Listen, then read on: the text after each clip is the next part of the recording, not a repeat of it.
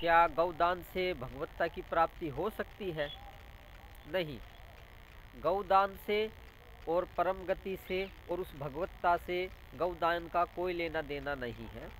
क्योंकि इस बात को ऐसे समझिए, हम गाय का दान करते हैं, हम सोचते हैं कि हमने कोई धर्म पूर्ण कर लिया और इससे हमें भगवत्ता की या परम गति मोक्ष की प्राप्ति हो जाएगी, तो ऐसा संभव नहीं है। क्योंकि दूसरे धर्मों में काफ़ी सारे धर्म दुनिया में और हैं और पहले भी और हुए होंगे, उन्होंने गौदान नहीं करते हैं वे, और उनमें भी कुछ संत ऐसे हुए हैं जिनको भगवत्ता और परमात्मा की प्राप्ति हुई है।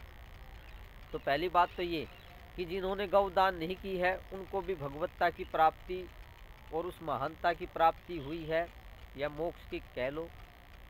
दूसरी बात ये कि पहले सृष्टि में जब आदमी नहीं था तो गौदान कौन करता था?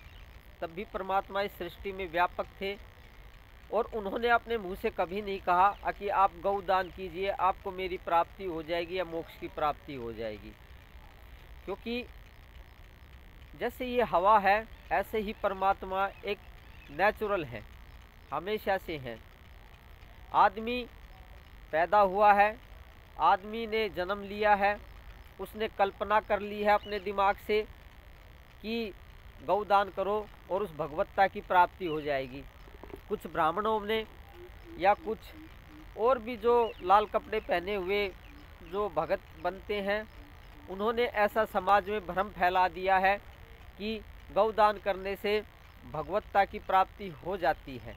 नहीं, देखिए, गौदान करने से आपके गुणों में इजाफा हो सकता है, आपके अच्छे गुण पैदा हो सकते हैं। आज आप गौ को का दान कर रहे हैं या गाय से रोटी दे रहे हैं, तो क्या होगा? अगले जन्म में जब वो गाय आदमी का या लेडीज़ का जन्म लेगी तो आपको वो रोटी दे देगी। हो सकता है आप उस जन्म में गाय बन जाएं। तो ये तो लेना देना है रोटी का। आज आप रोटी दे रहे हैं, अगले जन्म में आप जब गाय या बैल हो जाओगे तो वो गाय आदमी का जन्म ले लेगी, वो आपको रोटी दे देगी। तो इतना तो हो सकता है। या फिर आपके अच्छे गुण पैदा हो सकते हैं रोटी देने से, कुछ दयावान आप हो सकते हैं, ऐसे गुण आपके अंदर प्रकट हो जाए जिससे कि आपके मन के अंदर दया का भाव प्रकट हो जाए।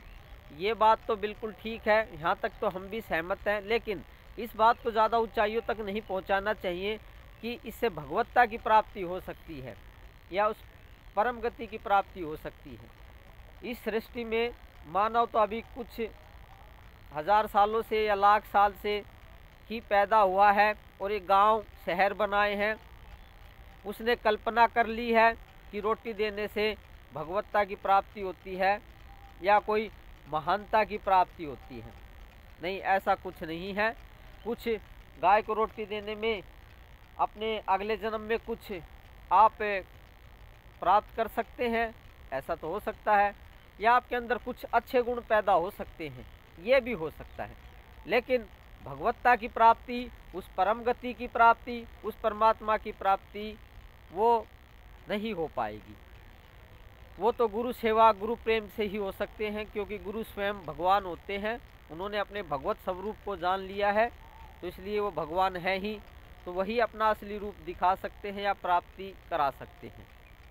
तो आज हमने जाना, जो समाज में कल्पना कर ली है, समाज में जो गलतफहमी फैला ली है कि रोटी देने से हम देवता हो जाएंगे, हम परम गति को प्राप्त हो जाएंगे, ऐसा कुछ नहीं हो सकता। अगले जन्म में आपको भी रोटी मिल सकती है और दो चार अच्छे गुण आपके अंदर आ सकते हैं। बस इतना ही, इससे ज़्यादा नहीं सोचना चाहिए। तो धन्यवाद आज के लिए। आज हमने ये गलतफहमी दूर की कि गाय को रोटी या गौ दान करने से कुछ फ़ायदा होता है, गौ की सेवा करने से कुछ फ़ायदा होता है। बहुत से धर्म हैं जो गौदान नहीं करते हैं। क्या उनमें संत महात्मा पैदा नहीं हुए हैं? उनको परम गति की प्राप्ति नहीं हुई है? और ये गौ तो अभी पैदा हुई है। ये प्राणी है जो पशु पक्षी हैं, ये तो अभी कुछ लाखों सालों से पैदा हुए हैं। परमात्मा अमर्त हैं, वो ये प्राणी नहीं थे तब भी थे, और ये प्राणी नहीं रहेंगे तब भी रहेंगे। और आप गाय दान ना करोगे तो भी वो रहेंगे, उससे उनका कोई लेना देना नहीं है। ये परमात्मा सदा है, सदा थे और सदा रहेंगे। कल्पनाओं से और ये टुंडे टोटकों से कुछ नहीं होने वाला और ना ही उस भगवत्ता की प्राप्ति होने वाली है। वो तो शुद्ध चित्त से जो गुरु सेवा करता है और जिसका अंतःकरण शुद्ध हो गया है, उसी को प्राप्त होते हैं, जो उस मालिक से और गुरु से प्रेम रखते हैं। धन्यवाद आज के लिए।